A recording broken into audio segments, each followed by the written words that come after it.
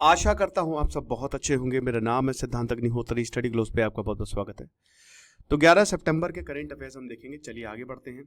सबसे पहले तो स्वच्छ भारत मिशन, एमपॉक्स और इन सब सारी चीज़ों की बात करेंगे। लेकिन उससे पहले दोस्तों बस हमारे बैचेस बंद होने वाले हैं, तो फटाक से कोर्स को अवेल करें। पॉर्न एडिक्शन को हम पूरी तरीके से आपका खत्म कर देंगे। ऐप डाउनलोड करें वरना वेबसाइट विजिट करें। तो स्वच्छ भारत मिशन देखिए 10 साल हो गए हैं। सफाई करो खुश रहो। प्रधानमंत्री मोदी जी ने 2 अक्टूबर गांधी जयंती 2014 को ये मिशन लॉन्च किया था। अब उसमें वही था कि एक तो खुले में शौच नहीं होगा और 100 मिलियन 10 करोड़ टॉयलेट्स बनवाए हैं। सैनिटेशन इंप्रूव हुआ है। 60,000 से 70,000 बच्चों की जान बचाई गई है, समझ रहे हो, जो कि 5 साल से कम है। तो स्वच्छ भारत मिशन एक आइडिया था जो कि काफ़ी अच्छे से मोबिलाइज हुआ, इंटीग्रेट हुआ भारत में। 15 अगस्त 2014 को हिस्टोरिक था। कभी भी पहला ऐसा किसी भी लीडर ने नहीं बोला कि ओपन डेफिकेशन को आप खत्म करने वाले हैं। अब गोल काफी एम्बिशियस था।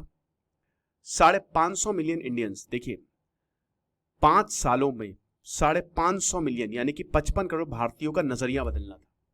तो ये गोल था।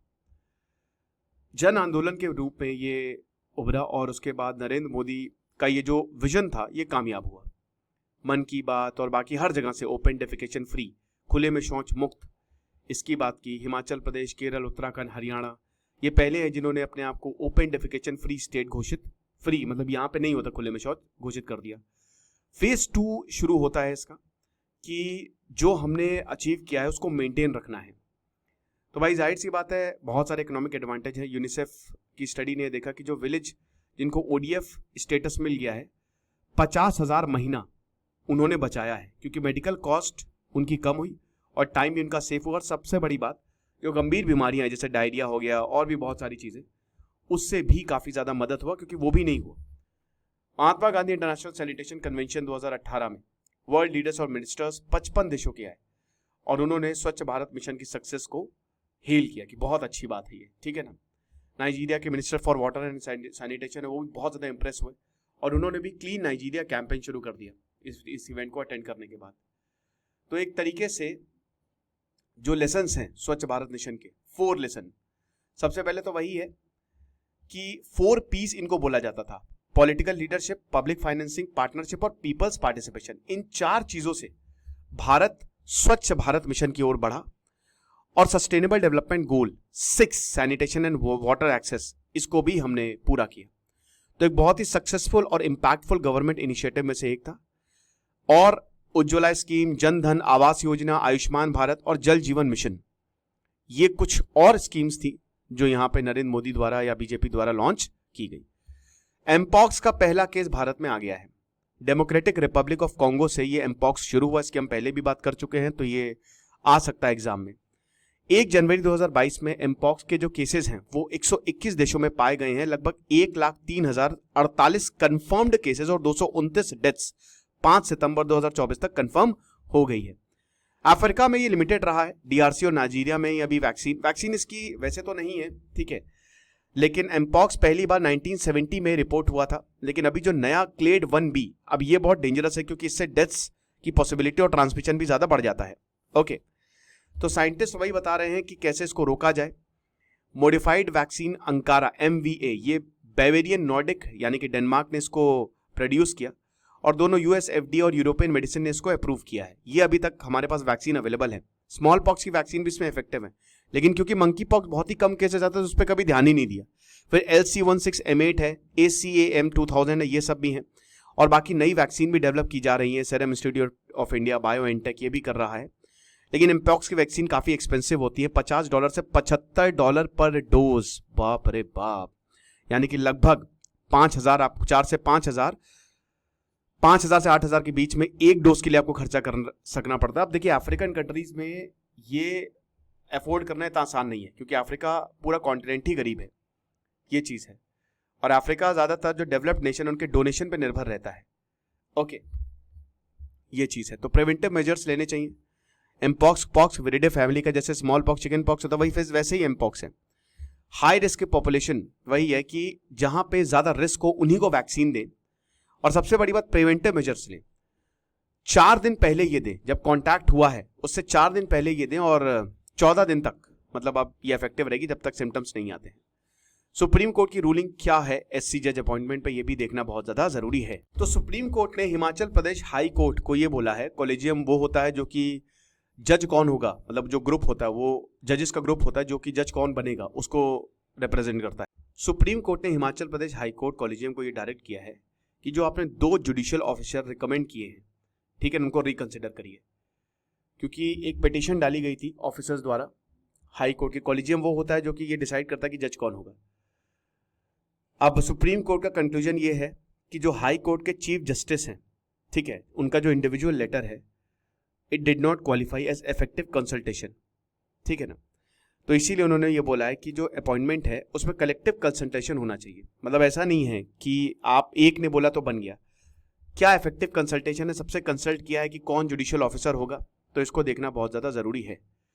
कॉलेजियम सिस्टम 1993 जो सेकंड जज केस आया था उसमें स्टैब्लिश हुआ था, और उसमें जुडिशरी के पास ये पूरी पावर थी कि वो अपॉइंट और ट्रांसफर कर सकता है जजेस सुप्रीम कोर्ट और हाई कोर्ट का। फिर 1998 में थर्ड जज केस आया, इसमें ये मैंडेट किया कि चीफ जस्टिस ऑफ इंडिया और 2 सीनियर मोस्ट सुप्रीम कोर्ट के जज जो हैं, हाई कोर्ट का जब भी अपॉइंटमेंट होगा तो ये 3 कंसिडर किए जाएंगे, चीफ जस्टिस ऑफ इंडिया और 2 सीनियर मोस्ट सुप्रीम कोर्ट के जज। अब प्रोसेस यही है कि ये तो ठीक है, लेकिन इसमें आप हाई कोर्ट के चीफ जस्टिस को भी कंसल्ट करेंगे, सीनियर हाई कोर्ट के जजेस को भी कंसल्ट करेंगे और सीनियर मोस्ट सुप्रीम कोर्ट के जज को भी कंसल्ट करेंगे। दिसंबर 2022 में Himachal Pradesh high court collegium ने इन्होंने बोला कि 2 डिस्ट्रिक्ट जज चिराग भानु सिंह और अरविंद मल्होत्रा को एलिवेट मतलब प्रमोशन देते हैं।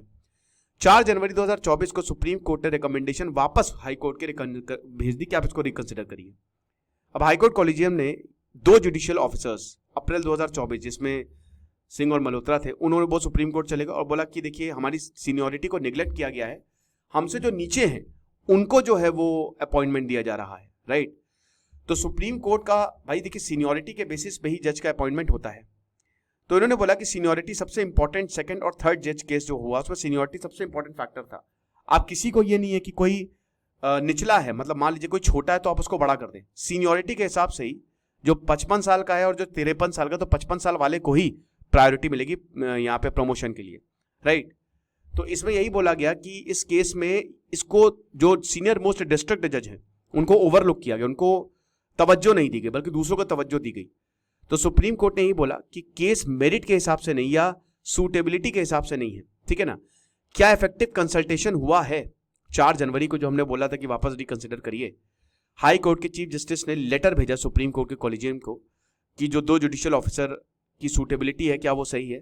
तो सुप्रीम कोर्ट ने यही रूल किया कि जो कलेक्टिव कंसल्टेशन है, ठीक है, ये बहुत ज्यादा जरूरी है। अब ये कलेक्टिव कंसल्टेशन किससे, जो हाई कोर्ट के चीफ जस्टिस है और 2 सीनियर मोस्ट हाई कोर्ट के जजेस हैं, उनसे कंसल्ट करना बहुत ज्यादा जरूरी है।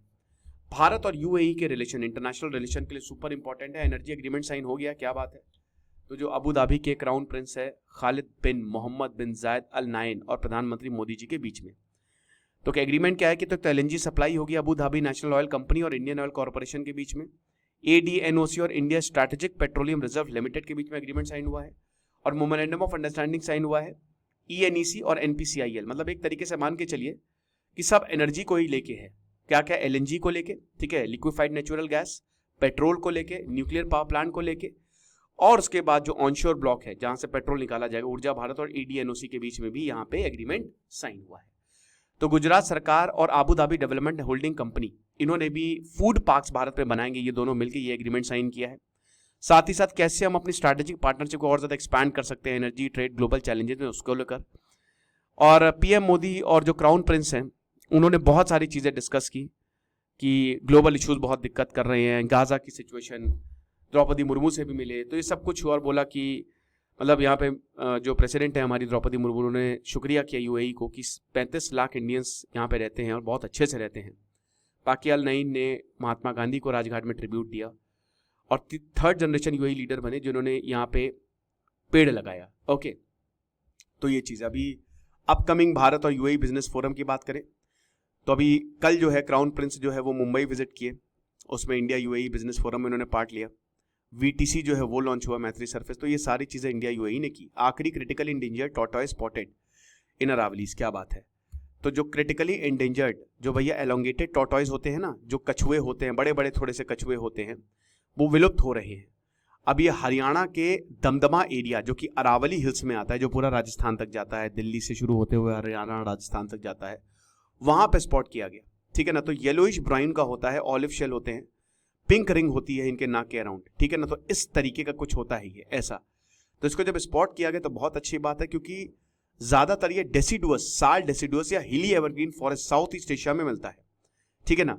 नॉर्दर्न इंडिया और Nepal, Myanmar, Thailand, Indo China, यहां सब भी मिलता है। भारत में छोटा नागपुर प्लेटो में ये आपको मिल जाएगा। ओके।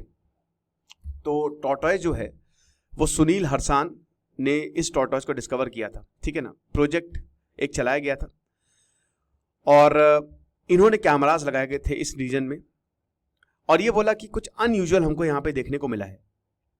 ये ऐसी स्पीशी है जो अरावली में आपको नहीं मिलेगी, क्योंकि कछुए ज्यादातर आपको समुद्र के पास, पानी के पास ही मिलेंगे।